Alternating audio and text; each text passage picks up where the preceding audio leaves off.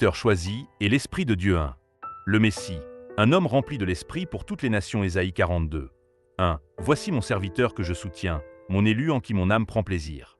J'ai mis mon esprit sur lui, il fera sortir la justice parmi les nations. Ésaïe 42. 1-4 est une prophétie concernant le Messie. Les auteurs des évangiles attestent que cette prophétie s'est accomplie en Jésus-Christ. Matthieu 12, 17-21. Dans le verset 1, nous voyons que le Messie est un homme, mais un homme qui possède l'Esprit de Dieu et qu'il n'est pas seulement le sauveur d'Israël, mais le sauveur du monde entier. Le mot « justice » se dit en hébreu mishpa. Bien qu'il soit souvent traduit dans l'Ancien Testament par « jugement » ou « procès », son sens fondamental est plus proche de gouvernance, incluant le judiciaire, le législatif et l'administratif.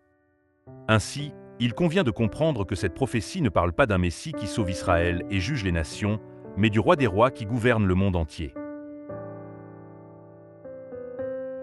2. Une compréhension encore voilée dans l'Ancien Testament. À l'époque de l'Ancien Testament, lorsqu'Ésaïe a prononcé cette prophétie, ce serviteur était probablement compris comme un oint traditionnel d'Israël, prophète, prêtre ou roi. Il n'aurait jamais pu imaginer que le Fils de Dieu lui-même deviendrait homme pour venir comme Messie.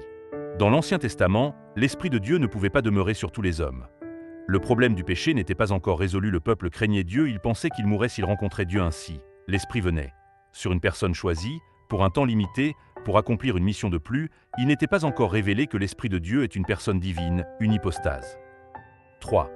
L'accomplissement. L'Esprit donné à tous les croyants. Cependant, le prophète Joël avait déjà annoncé qu'un jour, l'Esprit serait répandu sur toute chair dans le Nouveau Testament. Jésus reçoit l'Esprit du Père et nous envoie le Saint-Esprit.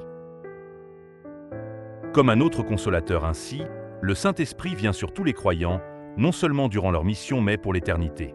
Ce n'est plus un seul homme choisi, mais tous ceux qui ont la foi qui deviennent des porteurs de l'Esprit.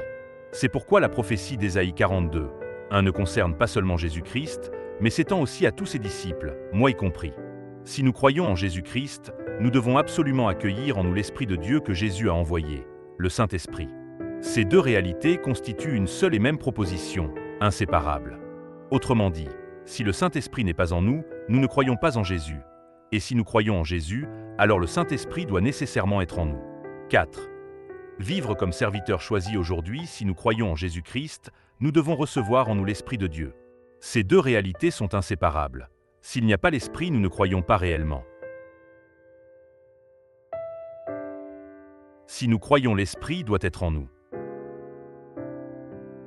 De même, croire en Jésus signifie devenir le serviteur choisi et agréable à Dieu. Cependant, nous avons tendance à penser que seuls les ministres sont des serviteurs de Dieu, et nous abandonnons ainsi notre responsabilité. Nous nous décourageons facilement, nous déclinons avec le temps, et au lieu de gouverner le monde selon la justice de Dieu, nous nous contentons de vivre sous l'ordre des puissances du monde.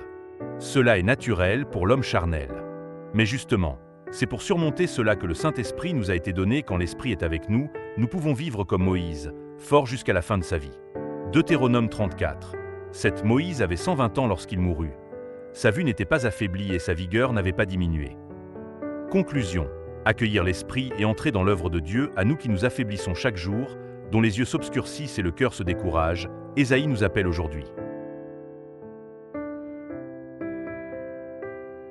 Recevoir en nous l'Esprit de Dieu. Comment?